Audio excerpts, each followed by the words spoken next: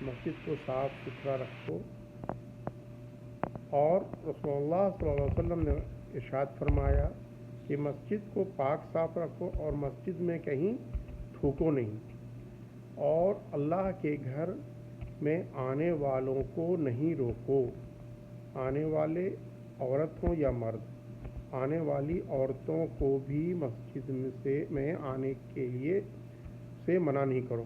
صلی اللہ علیہ وسلم نے بچوں کو بھی ہدایت دی ہے کہ ان کو بھی مسجد میں لے کر کے آؤ، اور چھوٹے چھوٹے بچوں کو مسجد میں لانے کی ہدایت کی ہے رسول اللہ صلی اللہ علیہ وسلم نے۔ یہ لوگ کہتے ہیں کہ مسجد میں بچے لوگ شور شرابہ کرتے ہیں، تو اللہ تعالیٰ کو معلوم ہے، رسول اللہ صلی اللہ علیہ وسلم کو، کہ بچے کی شرارت ہی ہے۔ تو اللہ کے رسول صلی اللہ علیہ وسلم نے ارشاد فرمایا کہ اگر وہ تمہارے گردن پر بیٹھ جائیں تو تم سجدے سے اس وقت تک سر نہیں اٹھاؤ جب تک وہ بچہ سیف نہ ہو جائے، سجدے کو طویل کر دو۔ اور پھر آگے رسول اللہ صلی اللہ علیہ وسلم نے ارشاد فرمایا کہ نماز کے دوران بچوں کے لیے 2-4 قدم چل لینا بھی اللہ کے رسول صلی اللہ علیہ وسلم نے اجازت دی ہے۔ جب بچے لوگ رو رہے ہیں، کہیں پر ادھر ادھر چلے گئے ہیں، تو ان کے لیے 2-4 قدم آپ چل سکتے ہیں۔ لہٰذا ہمارے انڈیا پاکستان کے شیطان مولوی لوگ بچوں کو بھگاتے ہیں۔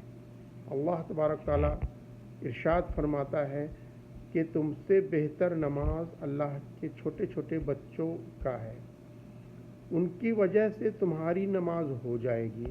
وہ آئیں گے بچے، وہ سیکھیں گے اور وہ پھر عبادت کریں گے۔ جب وہ بڑے ہو کر کے وہ پھر عبادت کریں گے تو اس کا اجر بھی تم کو ملتا رہے گا۔ اور یہ ہمارے انڈیا پاکستان کے مولوی لوگ، یہ مولوی تو نہیں ہیں، شیطان لوگ ہیں، پتہ نہیں کیا کیا فتویٰ دیتا رہتا ہے۔ کبھی حلالہ کا فتویٰ دیتا ہے، حلالہ کا صاحب، کبھی بولتا ہے کہ یہ محجوب ہو گئے، محجوب کا فتویٰ دیتا ہے، کبھی بچوں لوگوں کو بھگاتا ہے، عورتوں کو بولتا ہے کہ مسجد میں آنے کے سے منع کرتا ہے۔ تو یہ سب مولوی نہیں ہے، یہ رسول اللہ صلی اللہ علیہ وسلم کے احکاموں کی مخالفت کرتے والا ہے، اس لیے لہٰذا انہیں مولوی نہ سمجھا جائے، اور اللہ کے احکام کو اور محمد رسول اللہ صلی اللہ علیہ وسلم کے احکام کو تسلیم کرتے ہوئے اسی کو فالو کریں، اسی پر اتباع کریں، کیونکہ اللہ کا حکم ہے بار بار اللہ کی اطاعت کرو اور رسول صلی اللہ علیہ وسلم کی ہی اطاعت کرو، مجھے صرف رسول کا ہی طریقہ پسند ہے۔ لہٰذا آپ رسول کے طریقے کو ہی ساتھ لے کر کے جائیں گے تو جنت آپ کا استقبال کرے گی، ورنہ منہ پر مار دیے جائیں گے۔ سورہ کہف میں آپ آخری 100 آیت آپ پڑھ سکتے ہیں۔ لہٰذا اللہ کے احکام کو مانیں، رسول اللہ صلی اللہ علیہ وسلم کے احکام کو مانیں، اور اللہ کے گھر کو پاک صاف رکھیں۔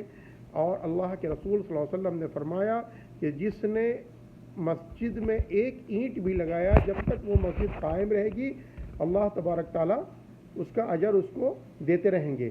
اور مسجد میں خرافات والی بات، اللہ کی عبادت کے علاوہ اور کوئی بھی چیز کرنے کی اجازت نہیں ہے، یہ منع ہے۔ رسول اللہ صلی اللہ علیہ وسلم نے منع فرمایا، کوئی سا بھی ایکٹیویٹی، اللہ کی عبادت، نماز، روزہ اور قرآن کی تلاوت، دینی تعلیم، دین کیا ہے؟ اللہ کا حکم اور رسول اللہ صلی اللہ علیہ وسلم کا حکم، یہی دین ہے۔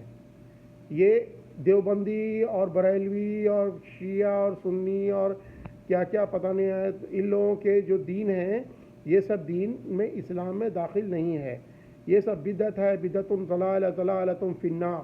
صرف اللہ کی ہی اطاعت اور اللہ کے رسول کی ہی اطاعت کا اللہ کا حکم ہے۔ لہٰذا آپ مسجد کا آباد رکھیں، مسجد کو صاف ستھرا رکھیں، اور مسجد میں آنے والوں کو مسجد میں آنے سے نہیں روکیں۔ آخر دعوانا الحمد للہ رب العالمین۔